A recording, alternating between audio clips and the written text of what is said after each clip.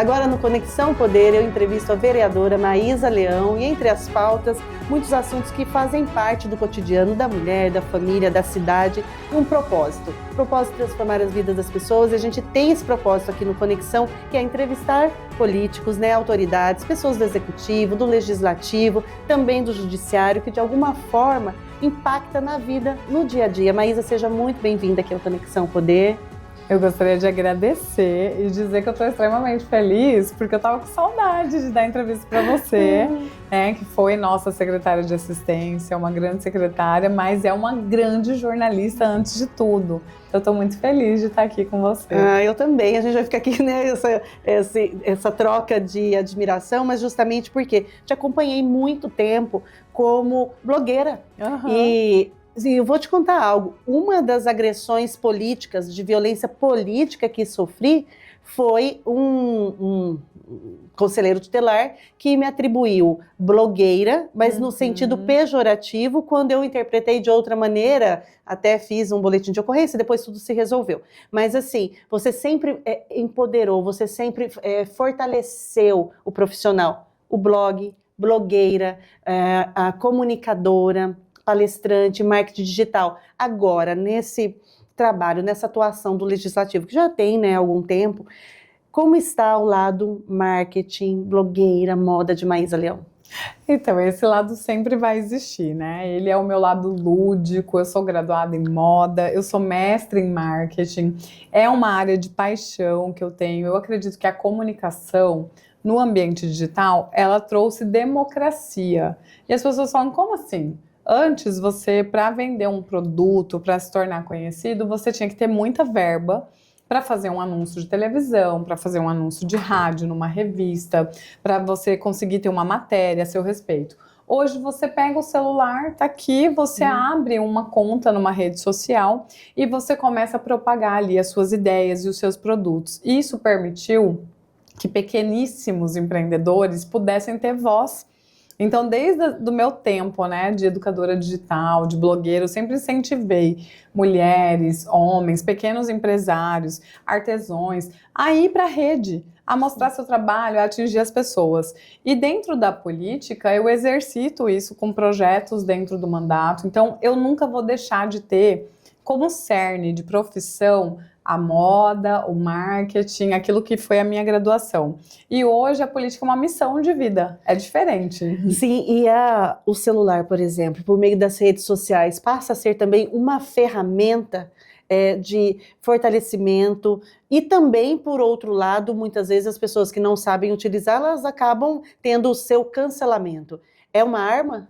Com certeza, é uma arma e é engraçado, Cris, você falar isso, porque é uma arma que eu já usei para me defender, inclusive, de violências políticas. Eu sofri uma violência política, nem vou entrar em detalhes, foram tantas, Você que esteve nesse meio sabe como é. E um dia eu falei para uma pessoa que estava me ameaçando, eu falei, eu vou abrir uma live. Eu vou abrir uma live e você vai dizer para o grande público o que você está dizendo nessa sala fechada para mim, já que você está tão seguro do que você está me falando. E eu abri o meu Instagram e apertei para começar uma live e ele falou, por favor, vamos conversar. A gente pode ajustar essa aresta. E aí nós conseguimos colocar a conversa na mesa num âmbito de igualdade e respeito, porque eu usei de forma positiva a minha arma. Sim, e hoje você ainda percebe isso, esse olhar que nos diminui como mulher? Por exemplo, nesse universo político, ou como a Maísa é ligada em moda, a moda é supérfluo, ela é mimimi, ela gosta de holofotes, porque é um espaço de moda. A gente vê muito essa banalização do que é importante para a mulher e, em contrapartida, a gente não tem a banalização do que é importante para o homem. Se você pensar num jogo que tem 22 marmanjos correndo atrás de uma bola, loucamente, e eles levam aquilo muito sério. Meu marido treina até hoje, joga futebol, participa de campeonatos, ele é um advogado de profissão, mas o futebol faz parte da vida dele e é uma parte muito importante, porque é o lazer. ninguém questiona os caras, né, irem treinar, levar a sério, fazer camiseta de futebol, montar tabela, gastar tempo da vida deles se dedicando a isso. Mas uma mulher que coloca uma unha postiça, que usa um cílio, que faz um alongamento de cabelo, ou que investe algo na sua estética, na sua beleza, que gosta de roupa, que tá falando, ai, você viu a vitrine de tal lugar? Isso é fútil.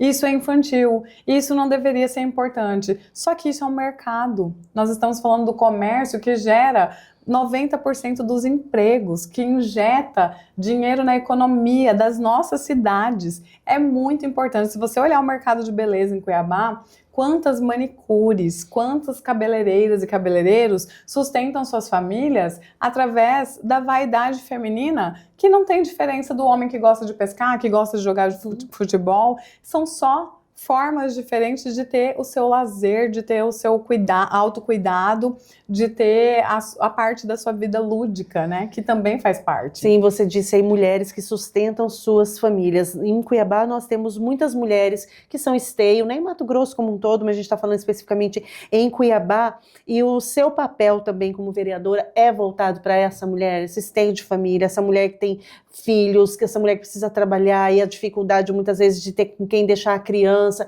Como que é o seu movimento nesse processo? Porque você vem já de uma caminhada social, né, voluntária pelo empoderamento da mulher, contra a violência, então você já faz parte desse segmento. E aí você, como vereadora, não, eu vou ampliar essa pauta, eu vou nichar, isso atrapalha de alguma maneira, favorece de outra maneira?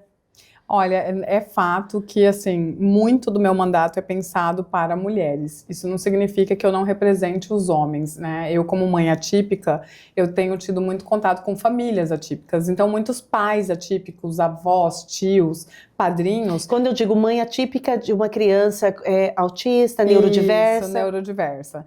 Então, essas famílias se sentem representadas por mim e esses pais se aproximam. Muitos homens também se aproximaram por conta de eu ser uma combatente, né, ferrenha da corrupção. Então, eu sempre fiz investigações, fiscalizações, denúncias, participei de CPIs importantes, isso também trouxe. Mas, tirando, né, esses dois pontos, realmente o meu mandato é muito voltado para a mulher, porque a gente tem uma carência de representatividade muito grande. Nós somos 52% da população e muitas vezes a gente vê uma mulher ser eleita e não defender as pautas femininas.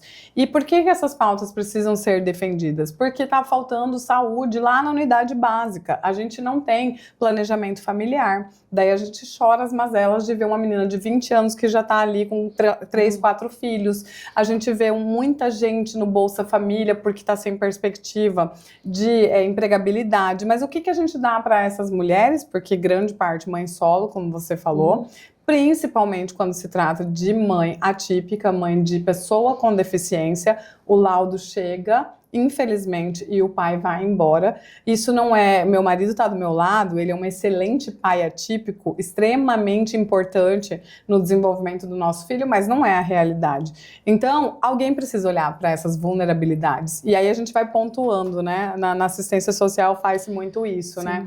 Então, vamos pontuar.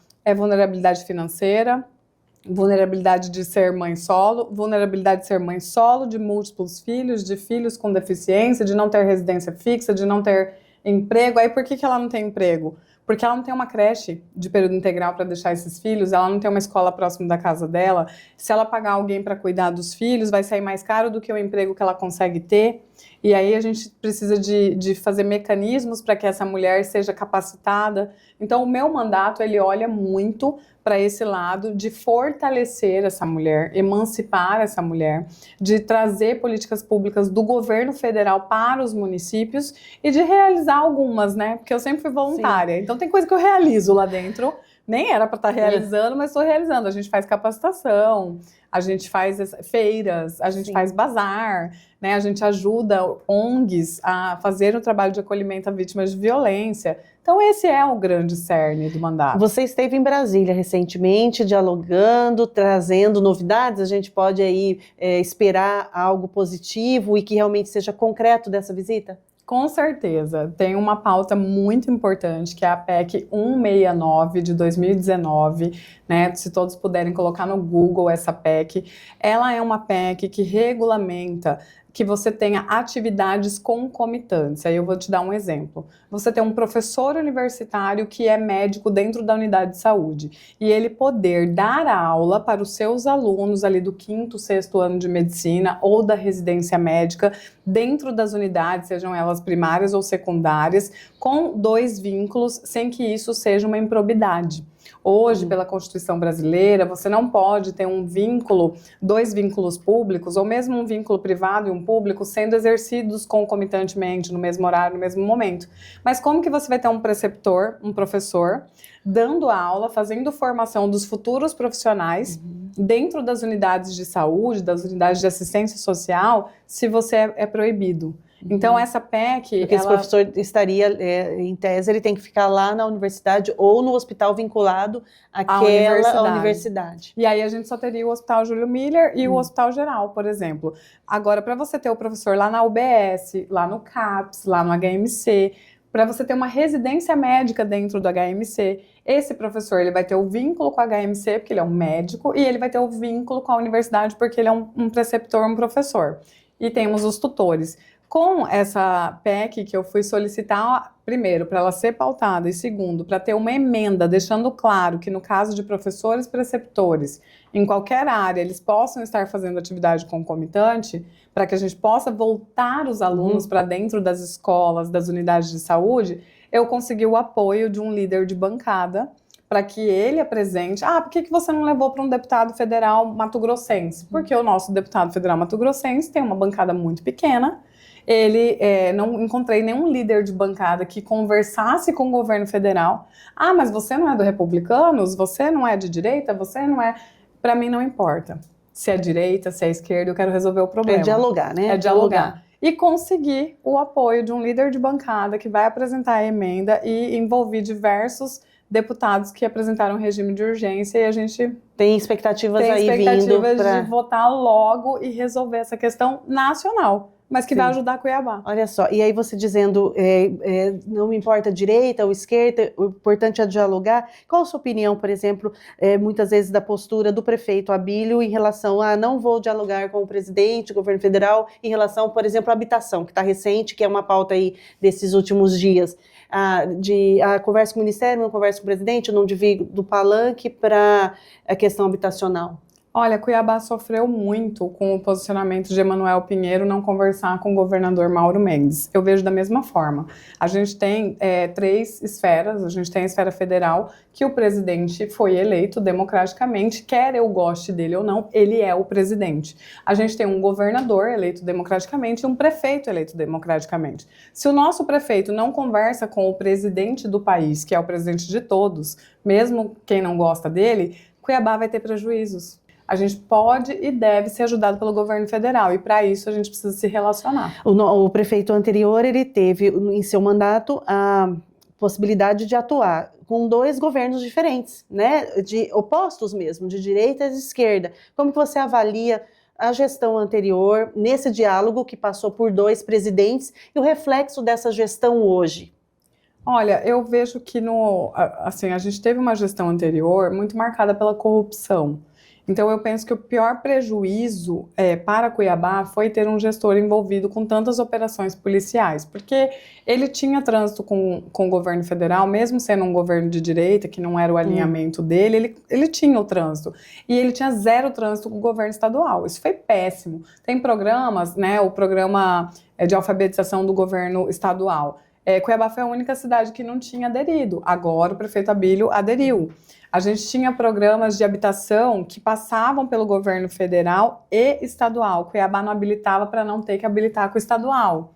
Então, eu penso que, independente do espectro político ao qual um gestor, principalmente os gestores, faz parte, ele precisa primeiro olhar a economicidade, vantajosidade, necessidades do povo.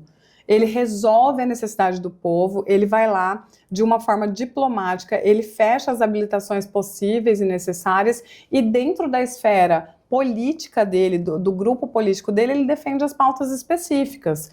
Eu sou contra uma determinada pauta do presidente Lula. Tudo bem, não faça adesão a essa pauta, mas quem é contra a inclusão? Quem é contra a você ter temas universais, né? habilitado uma Casa da Mulher brasileira? Quem é contra você ter salas multifuncionais dentro das escolas para atender os alunos com dificuldade de aprendizado? Isso não tem ideologia. Sim, e o prefeito Abílio, ele tem ido dialogar com os vereadores, e você sempre se colocou como uma vereadora independente. Então, mesmo você tendo assumido essa postura, eu sou independente, né, eu estou com as minhas convicções, fui eleita com esta postura, você tem espaço para o diálogo, você está conseguindo dialogar com os secretários, com o prefeito, como você avalia esses 6 meses, quase 6 meses de gestão? Olha, com os secretários é um pouco mais difícil. Eu preciso ser honesta, o prefeito sabe disso. Com alguns secretários eu nunca consegui reunir, embora a gente convide, né, para participar de reuniões de comissão ou de audiências públicas, ou como nós tivemos hoje o primeiro encontro de saúde mental materna do município de Cuiabá, que foi realizado lá na Câmara de Vereadores. A gente teve uma presença massiva de vários profissionais da saúde, da assistência social, diretores, mas a gente teve uma única secretária, que foi a secretária Radassa, a secretária da Mulher, embora a gente tivesse tido a confirmação de outros secretários. Então, com alguns secretários, a conversa tem sido difícil. Com outros um pouco mais aproximada, que são pessoas que eu conhecia já, né, do ambiente, assim como a Radassa, o Felipe Velaton, a Michele, né, o Porto Carreiro ali do meio ambiente, né, a gente tem o secretário Amauri que eu conheci agora, mas também é super aberto, tem dado certo. Alguns secretários a gente precisa conversar com o prefeito, e aí o prefeito me atende. Ele me atende, a gente não concorda em tudo não, a gente tem nossos embates. Mas é possível o diálogo? Mas é bem possível o diálogo. Todas as vezes que eu falei, prefeito, isso é importante, eu preciso conversar com você, ele me atendeu. Eu vi na sua rede social também uma visita que você fez em determinado local, e aí um morador, né, um cidadão, questionava a questão do vereador. Tem vereador que aparece aqui só de 4 em 4 anos, e você foi muito enfática nisso, em dizer que para não misturar, né, não colocar todos num bojo só. Me fala um pouquinho sobre isso. Isso foi muito interessante. Eu estava fiscalizando pela 40ª vez a Casa da Mulher Brasileira.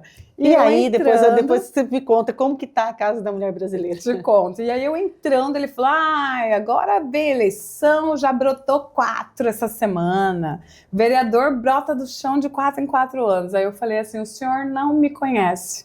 Então eu faço um desafio para o senhor. Acompanha o meu trabalho, me conheça, não joga todo mundo no mesmo bojo. Tem gente que presta e tem gente que não presta. E a gente, se jogar todo mundo no mesmo bojo, vai ser bom para quem não presta. Aí ele ficou me olhando, né? Eu fui fazer a fiscalização, ele viu que de fato eu não fui lá só gravar vídeo, eu peguei dados, eu anotei, minha equipe olhou tudo, a gente fez um relatório. Eu voltei lá semana passada. E foi muito engraçado. Dei de cara com quem? Ele. Com o Thiago. Thiago, um beijo, meu querido. E ele falou assim, eu te sigo, e eu acabei, assim, ficando seu fã. E obrigada. Ela volta mesmo. Ela trabalha, essa menina trabalha. E eu fiquei tão feliz, e eu falei pra minha equipe, eu falei, o Thiago, ele fez uma crítica pautada numa realidade. Importante. E eu fiz um convite para ele acompanhar o meu trabalho. E aí hoje eu consigo ser amiga do Thiago. E a Casa da Mulher Brasileira está quase pronta, mas não está pronta Porque tem ainda. anos aí esse projeto, né, Maísa? Ela está atrasada 2 anos e meio. Então ela era para ter ficado... Num estado que mata mulheres assim de uma maneira muito cruel. Exatamente. E para quem não sabe, né, o que é a Casa da Mulher Brasileira? É um centro de referência que acolhe as mulheres vítimas de violência com atendimento psicossocial, assessoria jurídica, com um acolhimento emergencial para os filhos. É um projeto do governo federal, né? É um projeto do governo federal que vem habilitado, que vem com verba de manutenção, se a gente fizer tudo direitinho. Então, assim, ela está quase pronta e eu tenho cobrado e eu vou continuar cobrando até ela funcionar. Porque é uma necessidade muito real. A gente viu aí recentemente um policial, né, que assassinou sua esposa. Nós tivemos outros casos, assim, absurdos, violentos. Começamos o ano com muita violência. Muita violência. A gente sempre teve Mato Grosso, mas que bom que a gente tem essa questão de se indignar sempre, como se toda vez fosse a primeira, e como se parte de nós também morresse com uma das mulheres que é assassinada, porque é assim que a gente se sente. E aí, a rede de enfrentamento no estado de Mato Grosso, Cuiabá, Várzea Grande, ela tem funcionado, precisa de mais atuação do legislativo, precisa de mais atuação do executivo. Por que, na sua opinião, a gente ainda não consegue avançar mais claramente nesse sentido? Primeiro, porque precisa ter uma humildade de todo mundo que é envolvido, gestores executivos e legislativo, de compreender que nada sabem. Eu, quando entrei na política, eu me dei ao trabalho de entrar como voluntária na rede. Eu não era oficializada na rede, mas eu era uma voluntária. Eu participei de reuniões. Que é a rede de enfrentamento à violência doméstica e familiar. Ela existe, ela é oficial, ela foi estruturada, né, lá no governo federal e ela existe em todos os estados dentro do seu formato. A última vez que houve uma conformação de o que seria a rede de Cuiabá foi em 2019. Ou seja, nós estamos há 6 anos... E Várzea Grande é super atuante a rede. Super atuante. Várzea Grande é referência. E aí, olha os números de feminicídio em Várzea Grande. Tivemos um ano que não tivemos feminicídio. Não teve nenhum feminicídio. E as pessoas pensam que é aleatório. Não é aleatório, é o funcionamento da rede. E aí, Cuiabá, última reunião oficial para né, conformar aquela rede... 2019, eu fui ler os nomes das pessoas representantes da rede, a maior parte já não está mais nos cargos que estavam, nem sequer na política, nem sequer no mandato. Fui olhar o que foi feito do planejamento técnico, praticamente nada. E aí o que acontece dentro da rede de Cuiabá, para a gente ser muito justo, lá no HMC nós temos um espaço que é maravilhoso. Por que ele é maravilhoso? Porque nós temos bravas psicólogas, assistentes sociais, né? Funcionando aberto, que resistem, mas existe a ameaça dele ser fechado.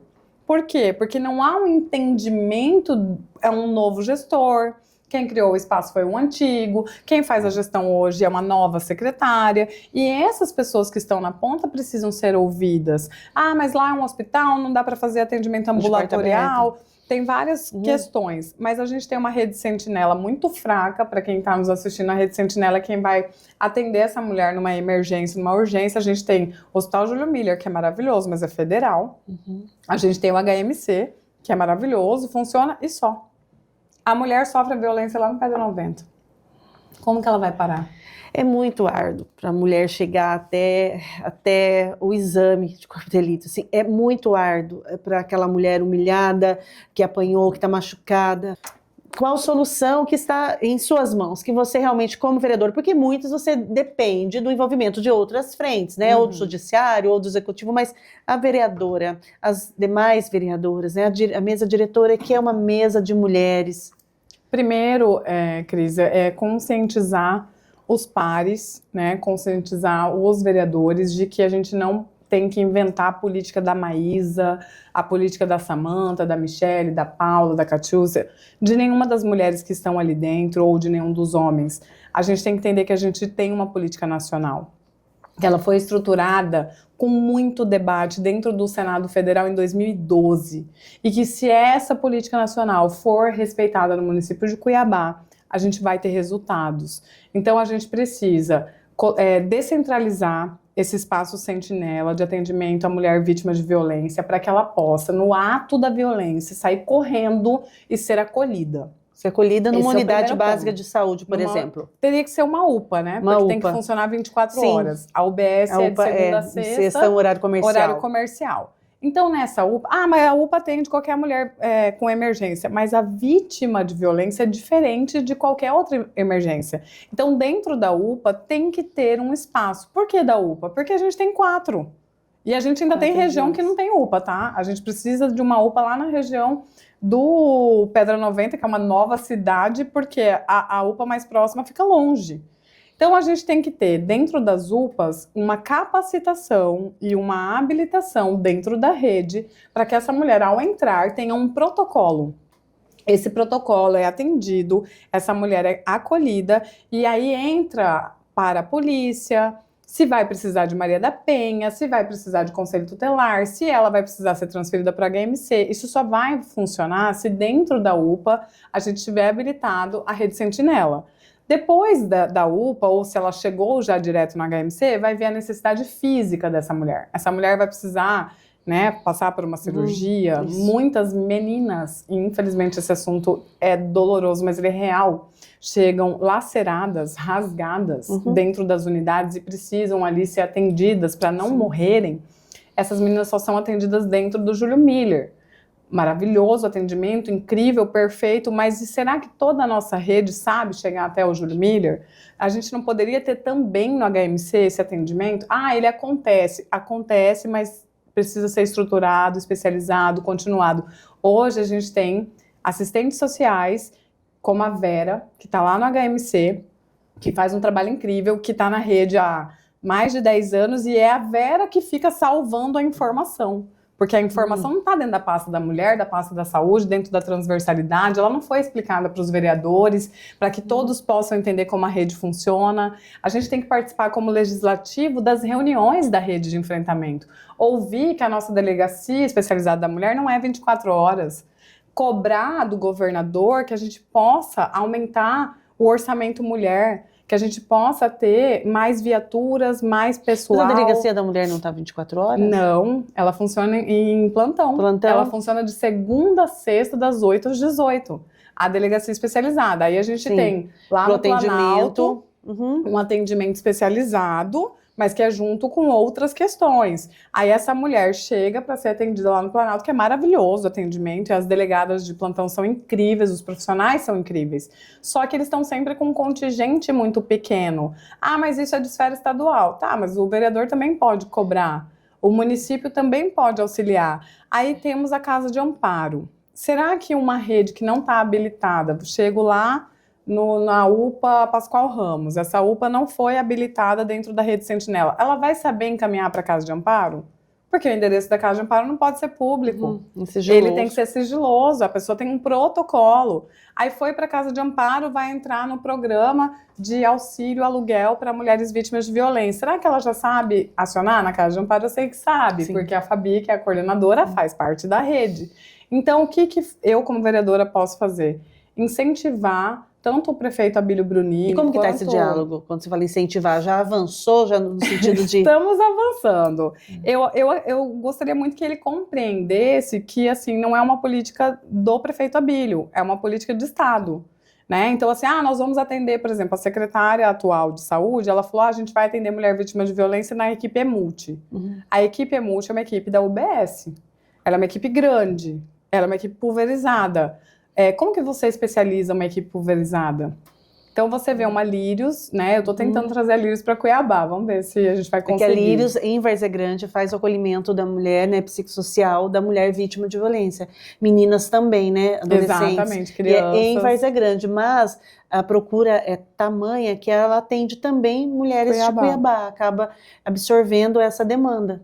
Exatamente. Então, por exemplo, a gente tem a Lírios, que pode ser uma parceira de Cuiabá. A gente pode ter uma Lírios em Cuiabá. E é mais fácil porque você habilita via Secretaria de Educação e via Secretaria de Assistência Social com um termo de fomento. Você não precisa passar por toda a burocracia que a saúde tem e você consegue atender ali 300 mulheres como a gente atendia nas duas UPAs. Então tem soluções, sabe? Eu tenho dialogado com o prefeito, são diálogos bem iniciais e a gente já está em maio.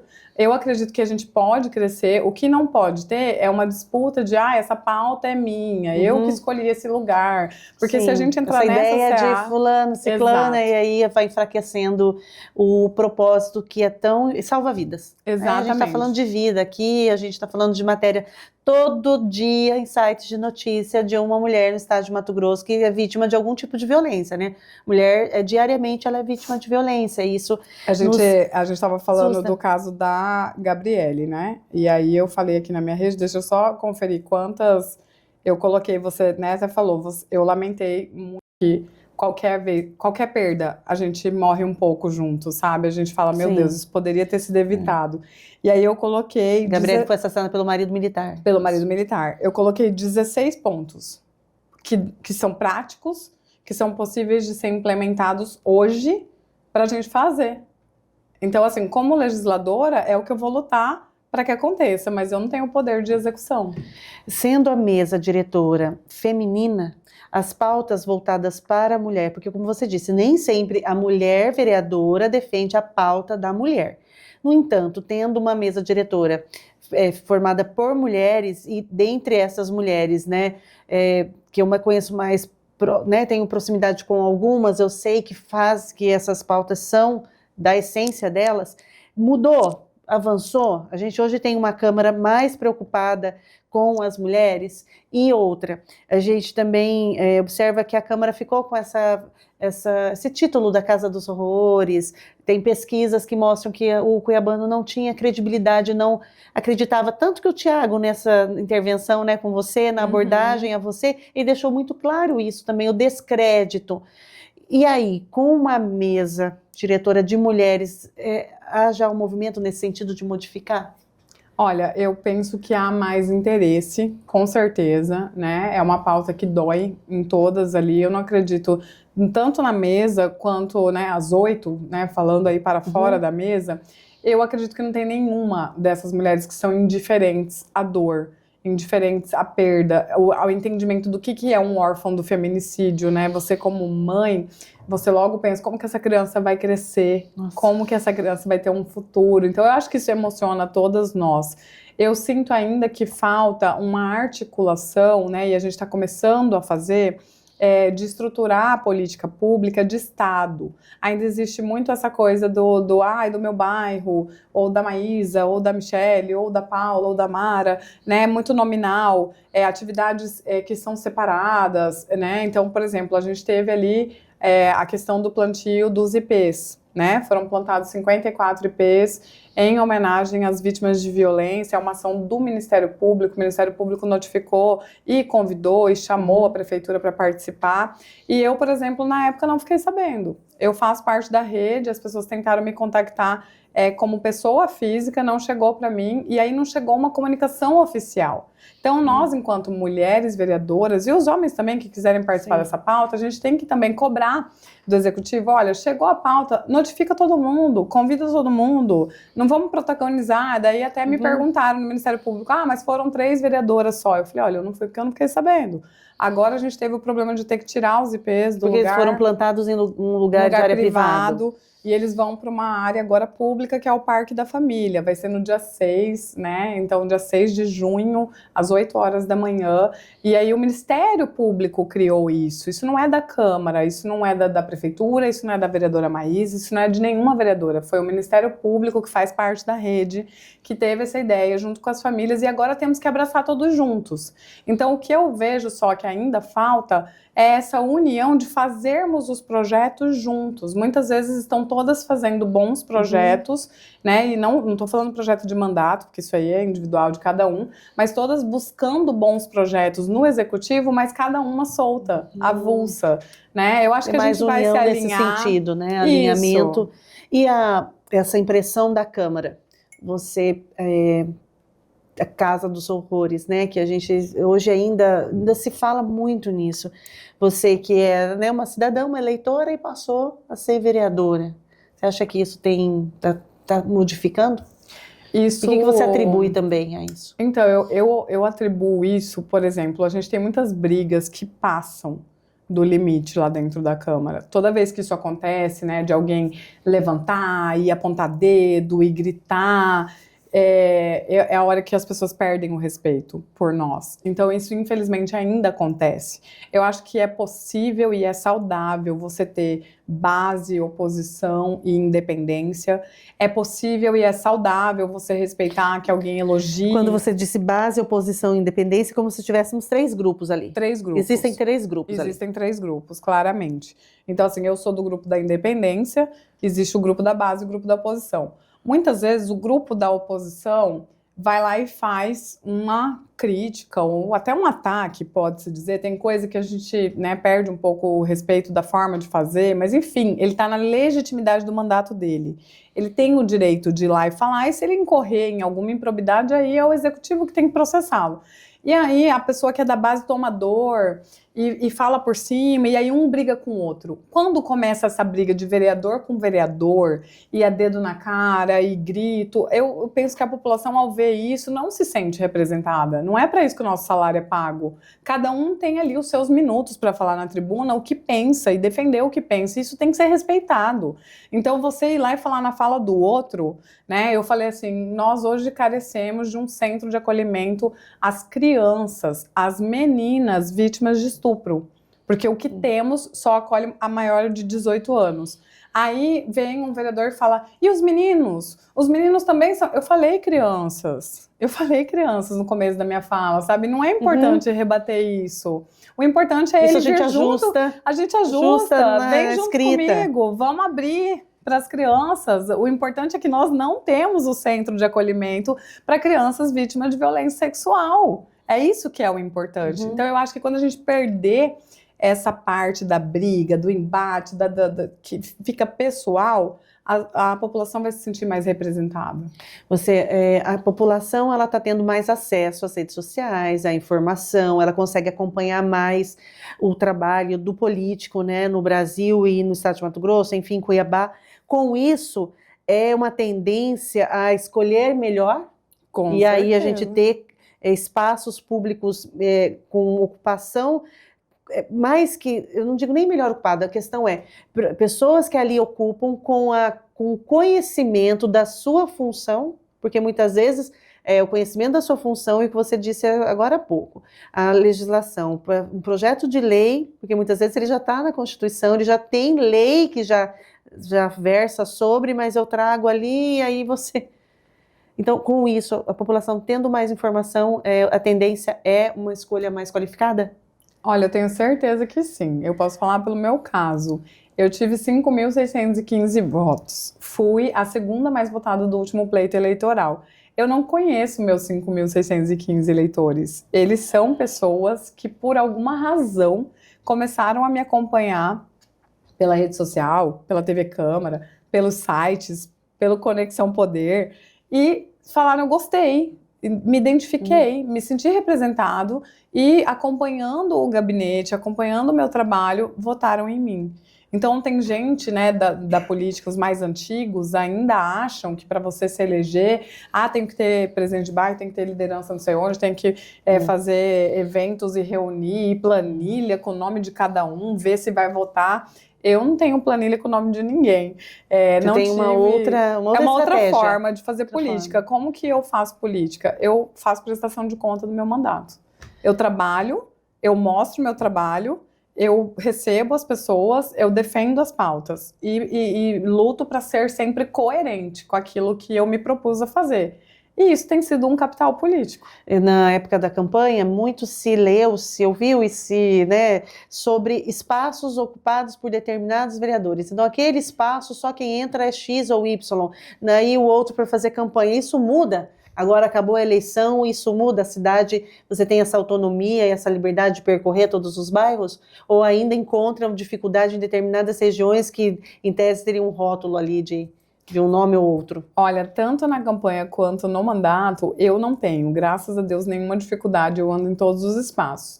Eu vejo que existem vereadores de região, né, os vereadores regionais, e acaba que eles brigam entre si. Tem muitos bairros que são disputados à tapa, vereador que tem discussão porque, essa faixa elevada, fui eu que pedi essa faixa elevada, esse buraco fui eu que tampei, eu não tenho isso, porque no meu gabinete a gente tem uma produtividade muito grande, a gente tem aplicativo, a gente tem rede social, as pessoas indicam os locais, eu tive voto em mais de 100 bairros, eu visito todos os bairros, e eu não tenho um bairro que é o meu, porque, assim, eu moro num bairro específico, mas as causas que eu defendo, tem pessoas em todos os bairros. Então, até hoje, não fui barrada, não fui cerceada, não mexe com essa rua que ela é minha, mas a gente vê isso acontecer muito. E eu acho que é muito triste, porque, para mim, o bairro deveria ter todos os vereadores. Todos os bairros deveriam ter a preocupação de todos os vereadores, mas cada um tem sua forma de fazer política. E a gente encaminhando aí para finalizar, Maísa, nós teremos aí eleições no próximos, daqui Quando que é a próxima eleição do governo do estado? 26, já tá aí, né? Gente, já tá aí. Tem hora que eu esqueço que eu tô achando que é 2024. A gente já tá em 2025, o ano que vem. Então já começa essa corrida eleitoral. E ouvi burburinhos nos corredores, aqui conversas com entrevistados em off, né, que a gente pode revelar as fontes, mas as fontes, muitas fontes nos dizendo o quê? Primeiro, esse movimento por uma mulher, para que uma chapa fosse composta por um homem e uma mulher, e que essa mulher fosse aqui da Baixada Cuiabana.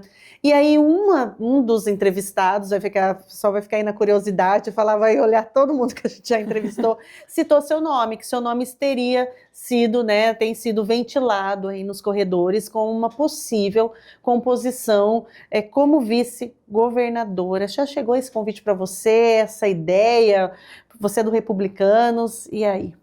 Olha, oficialmente não chegou convite para ser vice-governadora. O que já chegou foi a procura, né, tanto do meu partido quanto do nosso pré-candidato, que é o vice-governador Otaviano Pivetta, de que eu estivesse protagonizando o próximo pleito, né? Me perguntaram qual era o meu desejo. Eu falei que havia, sim, o desejo de ser candidata a deputada estadual, né, que eu precisava ver a chapa, como vai ser a construção. É um crescimento natural, né, diante da votação expressiva que eu tive, das pautas que eu defendo serem pautas que são, de certa forma, são municipais, mas são estaduais também, porque a mesma carência que Cuiabá tem nas áreas que eu defendo, o estado de Mato Grosso tem.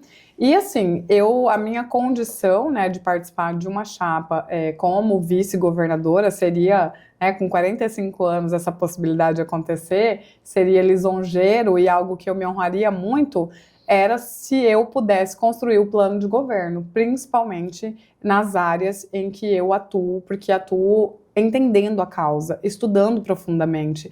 Então, eu jamais entraria numa campanha fictícia, de um plano de governo fictício. Então, se for me dada a oportunidade de construir, eu estou pronta para qualquer formato de pleito. Eu só não quero ser usada e só não quero também entrar por entrar, porque eu faço campanha envolvendo a minha família. E é um desgaste. Eu tenho que estar fora da minha casa, eu tenho um filho atípico de 15 anos, eu tenho uma filha de 21 anos que mora em São Paulo, eu tenho meu marido que gostaria de ver a esposa em casa de vez em quando. Então, é um pleito muito grande e eu não aceitaria entrar para figurar bem na foto só. E como, né, política, com o nome forte que você tem, assim, essa postura forte, você foi levada quase ao extremo em violência política. Sim. Assim, isso é também pela força de não ser submissa, de não aceitar desaforo?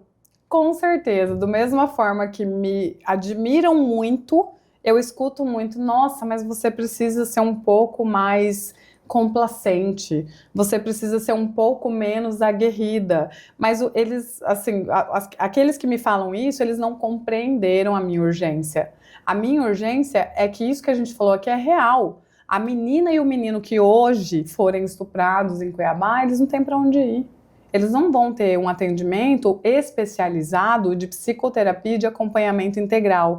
A criança que está hoje neurodivergente ou PCD dentro da nossa educação, ela não está tendo a oportunidade de aprendizado que o meu filho tem na rede privada. E ela pode ter o futuro dela cerceado. Então eu sou aguerrida porque eu tenho urgência. E foi isso que me trouxe até aqui. Então para eu crescer, eu ser diferente do que eu sou, eu prefiro crescer com as minhas próprias pernas, um passinho de cada vez. E aí, como você, né, acabou de me dizer, para deputado estadual é um desejo. É um desejo, é um projeto, assim, eu tenho estudado muito o estado de Mato Grosso e como poder contribuir de verdade, né, e os outros projetos maiores, aí a gente tem que desenhar juntos. E aí é claro que você, o Otaviano Pivetta, se colocando como candidato ao governo do estado, estará ao lado dele nessa construção também em prol do Otaviano. E em relação ao governador Mauro Mendes, também faz parte desse mesmo grupo, essa caminhada? Porque você tem essa postura feminina de apoiar mulheres. Sim. E aí quando você se depara, né, com um cenário que tem Otaviano Pivetta, um homem, e tem o Mauro Mendes, também um homem, como fica a Maísa com as pautas femininas também, que faz parte de um grupo, que a gente também tem que pensar no grupo para se fortalecer? Olha, na verdade, assim, eu sou muito independente mesmo, inclusive no âmbito estadual. E o nosso vice-governador sabe disso porque a gente tem uma relação de amigos, a gente conversa. Eu não tenho muita proximidade com o governador Mauro Mendes, assim, eu acho que eu nunca tive uma conversa com ele de olho no olho. Eu sempre encontrei com o governador Mauro Mendes numa sala cheia de pessoas, com 30, 40 pessoas. Eventos, né? Institucionais, reuniões. Institucionais, reuniões. Então, eu não tenho uma relação política e de amizade com ele. E não tenho um alinhamento também de projetos. Então, assim, eu escuto, assim como qualquer cidadão escuta, que ele tem a pretensão de vir ao Senado. Mas ele ainda não é o meu senador. E provavelmente eu vou estudar isso com muito cuidado e critério, porque o meu senador ou a minha senadora terá que ser uma pessoa que eu olhei no olho, que eu sei qual é o plano para as mulheres, para as pessoas com deficiência e para os vulneráveis. E o Otaviano, você olhou no olho e sentiu tive muitas conversas. Essa convicção. Ele sabe quais são os meus sonhos para cada detalhe dessas pautas. A gente tem conversado muito e a gente ainda vai construir muita coisa juntos. Agora vamos, né, encerrando essa entrevista. Alguma coisa que eu não te perguntei, que seja importante que você queira falar? Olha, eu acho que para encerrar, o que eu posso dizer é que como cuiabana, né, eu vivi na década de 80 em Cuiabá, uma Cuiabá onde a gente ia para a beira do rio. Meu pai é cuiabano, onde eu pescava no rio Cuiabá com varinha de bambu, onde eu sou apaixonada pela nossa gastronomia, a gente comia ali no flutuante, a gente ia para a chácara. Flutuante. Eu sei. Então, assim, eu tenho sonhos que um dia Cuiabá, Chapada, Primavera, Vila Bela Santíssima Trindade, todos os nossos pontos turísticos nobres, né, Bom Jardim, que o Mato Grosso seja admirado por ter essa cultura muito diversa. Mato Grosso é um país, né? Você vê em qual que é a música típica de Cuiabá, não é a mesma música típica lá do norte. A nossa comida, o nosso turismo seja valorizado, não só como um turismo de negócio e de passagem. Então, eu acho que esse é um desejo mais estadual, né? Um desejo de que as pessoas, assim como vão para Gramado, para Canela, venham para Mato Grosso conhecer os 3 biomas e a nossa peculiaridade e resgatar também a nossa Cuiabá ribeirinha, o nosso sotaque, o nosso raspeado, cururu e siriri. E resgatar a beleza da nossa cidade, né? A beleza da nossa cidade, as árvores da nossa cidade. Então eu acho que é isso, é aquela Cuiabá cidade verde, ai, ai, ai, com cheirinho de piquizá, que a gente ama muito. Tem um poema do Ivens Scaff, que quem puder ler, chama Eu Não Te Amo Mais, Rio Cuiabá. É um poema que dilacera o coração para quem ama Cuiabá. Sim. Então nos faz refletir nessa Cuiabá que queremos, né? Uma Cuiabá segura, mas uma Cuiabá que seja também confortável para todos, no sentido de mobilidade, de acesso aos serviços públicos, que é direito, não é favor, é só garantir o direito das pessoas. Sim, e importante, você falou do Ivens, Ivens eu chamava de tio Ivens. Eu cresci frequentando a casa dele e a poesia dele é esse retrato que a gente precisa resgatar, ter nas nossas escolas. Ensinar para o cuiabano de coração, não precisa ser cuiabano de certidão de nascimento, porque todo mundo que vem aqui e se apaixona, se torna cuiabano de coração, ele saiba essa história.